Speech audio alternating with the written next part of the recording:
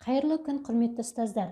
Мен Қызылорда қаласы Көмекбай Қаракөзов атындағы номері 235 қазақ орта мектебінің ағылшын тілі пәні мұғалімі Мәмбетжанова Маржан Шыңғысқызы. Ұлы ұстазымыз Ахмет Байтұрсынов атамыз білім біліктілікке жеткізер баспалдақ, ал біліктілік сол білімді іске асыру дағдысы деп бекер айтпаған. Біз ұстаздар қауымы қазіргі еліміздегі жағдайға байланысты үлкен сынға ұшырадық. Қашықтан білім беру оқушыларға қажетті білімді жеткізуде ұстаздардың атқаратын қызметі орасан зор. Мен осы қашықтан оқыту барысында түрлі ойын программаларын сабақтарында кеңінен қолдана отырамын. Бұл ойын арқылы оқыту әдісі геймификация термині британдық бағдарламашы әрі өнертапқыш Ник Филинг 2002 жылы ойлап тапқан. Білім беру үдерісінде геймификацияны қолданудың негізгі мақсаты оқушының түсінуіне қиын тақырыптарды ойын арқылы оңай меңгерту.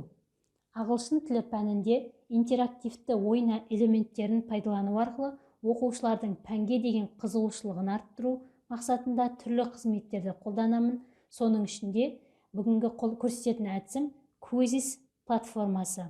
Бұл платформа үй тапсырмасын беру кезінде, әсіресе үй тапсырмасын беретін кезде өте ыңғайлы, қызықты және ата-анаға, оқушыға көп салмақ түспейді, үй тапсырмасын оңай орындауға болады. Квизис сауалнамасын құрастыру үшін жоғарыда көрсетілгендей Google-ға барып, квизис сайтына жазамын. Оң жақ шетіндегі sign up деген батырманы басып, өзімнің Google аккаунтымен тіркелемін. Және квизис сайты ашылған соң сауалнама құрастырамын.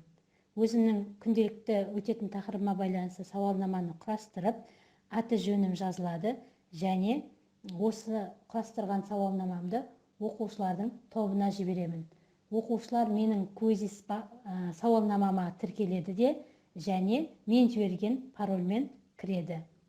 Содан кейін өздері тапсырманы орындап болған соң керекті бағаларын алып отырады. Сауалнамама тіркеледі де және мен жіберген парольмен кіреді. Содан кейін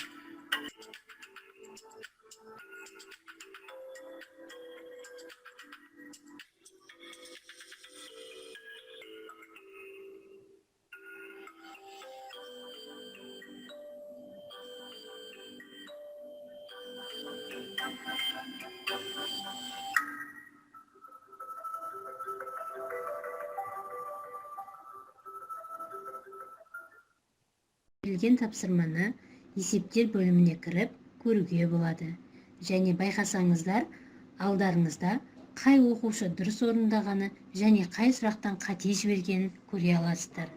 Және берілген жауаптарды печатқа беріп шығарып алуға болады. Назар қойып тыңдағандарыңызға рахмет.